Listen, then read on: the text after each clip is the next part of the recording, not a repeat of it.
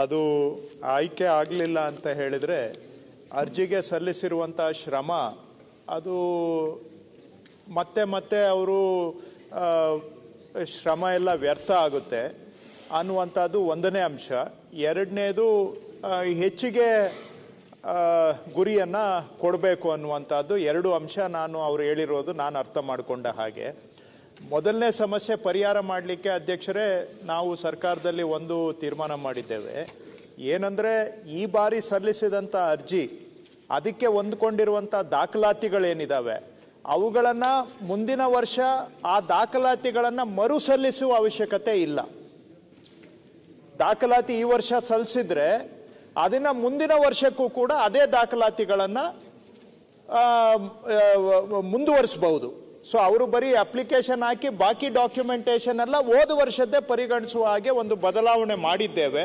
So ಇದರಿಂದ ವರ್ಷ ವರ್ಷ ಅವರು ಅರ್ಜಿ ಸಲ್ಲಿಸಲಿಕ್ಕೆ ಅಲೆದಾಡುವಂಥ ಪರಿಸ್ಥಿತಿಗೆ ಒಂದು ಪರಿಹಾರವನ್ನು ಕೊಡೋ ಉದ್ದೇಶದಿಂದ ಡಾಕ್ಯುಮೆಂಟೇಶನ್ ಹಿಂದಿನ ವರ್ಷದ್ದೇ ಪರಿಗಣಿಸುವ ಒಂದು ಸೌಲಭ್ಯವನ್ನು ಅರ್ಜಿದಾರರಿಗೆ ಕೊಟ್ಟಿದ್ದೇವೆ. ಒಂದು ನಿಮಿಷ ಇಲ್ಲಿ ಸುವರ್ಣ ಅವರು ಸ್ವಲ್ಪ ತಾಳ್ಮೆ, ಇಷ್ಟು ಅವಸರ ಬೇಡ. ಎರಡನೇದು ಗುರಿ ಹೆಚ್ಚು ಮಾಡಬೇಕು ಅಂತ ಮಾನ್ಯ ಶಾಸಕರು ಹೇಳುವಂಥದ್ದು. ಅದರ ಹಿನ್ನೆಲೆಯಲ್ಲೂ ಕೂಡ ಮಾನ್ಯ ಸಭಾಧ್ಯಕ್ಷರೇ ಎಲ್ಲ ಯೋಜನೆಗಳಲ್ಲೂ ಕೂಡ ನಾವು ಗುರಿಯನ್ನು ಹೆಚ್ಚಳನೂ ಕೂಡ ಮಾಡಿದ್ದೇವೆ. ಒಟ್ಟಾರೆ ನೋಡಿದರೆ ಹೋದ ವರ್ಷ ಸುಮಾರು 149 ಕೋಟಿ ಈ ವಾಲ್ಮೀಕಿ ನಿಗಮಕ್ಕೆ ಅನುದಾನ ಕೊಟ್ಟಿದ್ವಿ. ಈ ವರ್ಷ ಬರುವ ವರ್ಷ 167 ಕೋಟಿಗೆ ಅನುದಾನವನ್ನು ಹೆಚ್ಚಳ ಮಾಡಿದ್ದೇವೆ ಸಭಾಧ್ಯಕ್ಷರೇ. ಹಿಂದಿನ ವರ್ಷಗಳಿಗೆ ಹೋಲಿಕೆ ಮಾಡಿದರೂ ಕೂಡ ನಾವು ವರ್ಷ ಅದನ್ನು ಹೆಚ್ಚಳ ಮಾಡ್ತಾನೆ ಇದ್ದೇವೆ. ಖಂಡಿತವಾಗಿ ಇನ್ನೂ ಹೆಚ್ಚಳ ಮಾಡಲಿಕ್ಕೆ ಸರ್ಕಾರ ಖಂಡಿತವಾಗಿ ಅದನ್ನು ಪರಿಗಣಿಸ್ತೇವೆ. ಉದಾಹರಣೆಗೆ ಅವರಿಗೆ ಇನ್ನೂ ಮನವರಿಕೆ ಮಾಡಲಿಕ್ಕೆ ನಾನು ಹೇಳೋದಾದರೆ ಪ್ರಮುಖವಾಗಿ 3 ಯೋಜನೆಗಳು ಇದ್ದಾವೆ ವಾಲ್ಮೀಕಿ ನಿಗಮದಲ್ಲಿ. ಒಂದು ಗಂಗಾ ಕಲ್ಯಾಣ, ಮತ್ತೊಂದು ಸ್ವಯಂ ಉದ್ಯೋಗ, ಮಗದೊಂದು ಸಣ್ಣ ಸಾಲ ಮೈಕ್ರೋ ಕ್ರೆಡಿಟ್ ಸ್ಕೀಮು. ಇದರಲ್ಲಿ ತಮಗೆ ನಾನು ಮಾಹಿತಿ ಕೊಡೋದಾದರೆ, ಯಾಕಂದರೆ ಬರೀ ಹೇಳಿಕೆ ಕೊಡ್ತೀರಿ, ಇದು ನಿಜವಾಗಿ ವಾಸ್ತವದಲ್ಲಿ ಏನಿದೆ ಅನ್ನುವಂಥ ಪ್ರಶ್ನೆ ಅವ್ರ ಮನಸ್ಸಿನಲ್ಲಿ ಇರಬಹುದು. ಸೊ ಅದಕ್ಕೆ ನಾನು ಅವರಿಗೆ ಸ್ಪಷ್ಟವಾದ ಅಂಕಿ ಸಂಖ್ಯೆಯನ್ನು ಕೊಡ್ತೇನೆ ಮಾನ್ಯ ಸಭಾಧ್ಯಕ್ಷರೇ. 2022-23ರಲ್ಲಿ ಗಂಗಾ ಕಲ್ಯಾಣಕ್ಕೆ ಕೊಟ್ಟಿದ್ದು ಬರೀ 644 ಗುರಿ. ಈ 24-25ನೇ ಸಾಲದಲ್ಲಿ 1462 ಅಂದರೆ 2 ಪಟ್ಟಿಗಿಂತ ಹೆಚ್ಚು ಹೆಚ್ಚಳ ಮಾಡಿದ್ದೇವೆ ಸಭಾಧ್ಯಕ್ಷರೇ. ಹಾಗೆ ಸ್ವಯಂ ಉದ್ಯೋಗಕ್ಕೆ 2022-23ರಲ್ಲಿ 1375 ಗುರಿ ಇತ್ತು. 24-25ನೇ ಸಾಲಿನಲ್ಲಿ ಅದನ್ನು 2150ಕ್ಕೆ ಹೆಚ್ಚಳ ಮಾಡಿದ್ದೇವೆ. ಅದರಲ್ಲೂ ಕೂಡ ಸುಮಾರು 50% ಹೆಚ್ಚಳ ಮಾಡಿದ್ದೇವೆ ಗುರಿಯನ್ನು.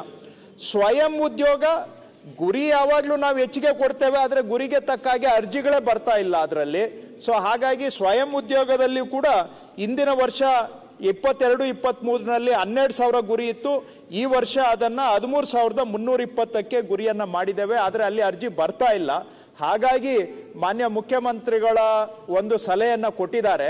ಈ ಸ್ವಯಂ ಉದ್ಯೋಗದಲ್ಲಿ ಉಳಿತಾಯ ಆಗುವಂಥ ಹಣವನ್ನು ಬಹುಶಃ ಎಲ್ಲಿ ಹೆಚ್ಚಿಗೆ ಬೇಡಿಕೆ ಇದೆ ಆ ಯೋಜನೆಗೆ ಮರು ವಿನಿಯೋಗ ಮಾಡಿ ಅಲ್ಲಿ ಶಾಸಕರು ಹೇಳಿದಾಗೆ ಹೆಚ್ಚಿನ ಗುರಿಯನ್ನು ಕೊಡುವಂಥ ಒಂದು ಅವರ ಸಲಹೆ ಉತ್ತರವಾಗಿ ನಾವು ಇರುವ ಅಲೋಕೇಶನ್ನಲ್ಲೇ ಯಾವುದರಲ್ಲಿ ಯೂಸ್ ಆಗ್ತಾ ಇಲ್ಲ ಅದನ್ನು ತೆಗೆದು ಬೇರೆ ಸ್ಕೀಮಿಗೆ ಹಾಕಿ ಅಲ್ಲಿ ಸ್ವಲ್ಪ ಗುರಿ ಹೆಚ್ಚಳ ಮಾಡುವಂಥದ್ದನ್ನು ಮಾಡ್ತೇವೆ ಸಭಾಧ್ಯಕ್ಷರೇ. ಸೊ ಒಂದು ಓವರ್ ಆಲ್ ಅಲೋಕೇಶನ್ನು ಹೋದ ವರ್ಷ 149 ಇದ್ದಿದ್ದು ಈ ವರ್ಷ 167ಕ್ಕೆ ಹೆಚ್ಚಳ ಮಾಡಿದ್ದೇವೆ.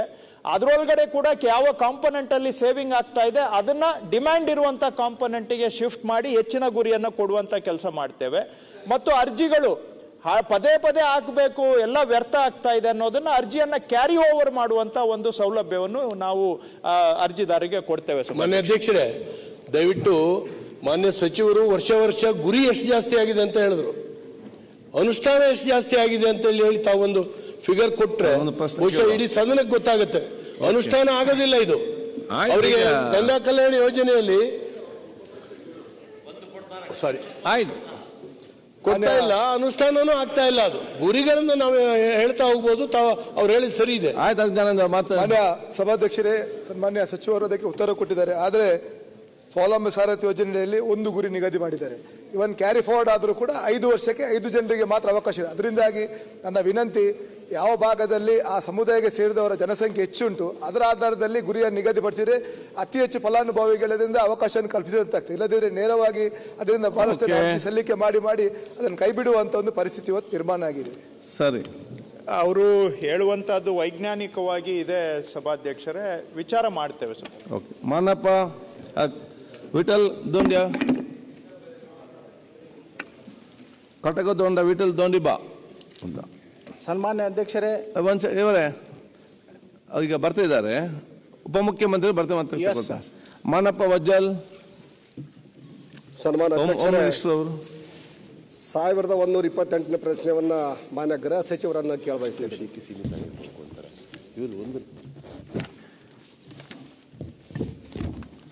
ಗೃಹ ಸಚಿವರು.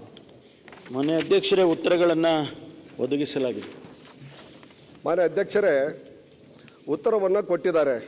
ಎಲ್ಲ ಜಿಲ್ಲೆಗಳಲ್ಲಿ ಅಂಕಿಅಂಶಗಳು ಹಾಕಿ ಒಟ್ಟಾರೆ ಟೋಟಲ್ 556 ವಲಸಿಗರು ನಮ್ಮ ರಾಜ್ಯದಲ್ಲಿ ಅದರ ಅಂತಕ್ಕಂಥದ್ದು ಉತ್ತರವನ್ನು ಕೊಟ್ಟಿದ್ದಾರೆ. ಬಹುಶಃ ಈ ಪತ್ರಿಕೆಯಲ್ಲಿ ನೋಡಿಕೊಂಡಾಗ ಸನ್ಮಾನ್ಯ ಅಧ್ಯಕ್ಷರೇ, ಬರೀ ಬಿಜಾಪುರ ಜಿಲ್ಲೆಯಲ್ಲೇ 15,000 ಜನ ಒಂದೇ ಜಿಲ್ಲೆಯಲ್ಲೇ ವಾಸವಾಗಿರ್ತಕ್ಕಂಥದ್ದು ಪತ್ರಿಕೆಯಲ್ಲಿ ಬಂದಿರತಕ್ಕಂಥದ್ದು. ಇಲ್ಲಿ ನಮಗೆ ಉತ್ತರ ಕೊಟ್ಟಿರ್ತಕ್ಕಂಥದ್ದು ಬರೀ 556 ಮಂದಿ ಎಲ್ಲ ಜಿಲ್ಲೆಗಳಲ್ಲಿ ಲಿಸ್ಟ್ಗಳು ಸೇರಿ ಕೊಟ್ಟಿರ್ತಕ್ಕಂಥದ್ದು. ಬಹುಶಃ ಇದು ಒಂದೇ ಜಿಲ್ಲೆಯಲ್ಲೇ 15,000 ಜನ ಅಂದರೆ ಎಲ್ಲ ಜಿಲ್ಲೆಗಳಲ್ಲಿ ಇದು ಲಕ್ಷಾಂತರ ಜನರು ಅದರಂತಕ್ಕಂಥದ್ದನ್ನು ಸ್ಪಷ್ಟವಾಗಿ ತೋರಿಸಿಕೊಡ್ತಾ ಇದೆ. ಹೆಚ್ಚಿನ ವಿಡಿಯೋಗಳಿಗೆ ಪ್ರತಿಧ್ವನಿ ಯೂಟ್ಯೂಬ್ ಚಾನೆಲ್ ಸಬ್ಸ್ಕ್ರೈಬ್ ಮಾಡಿ, ಬೆಲ್ ಐಕಾನ್ ಕ್ಲಿಕ್ ಮಾಡಿ.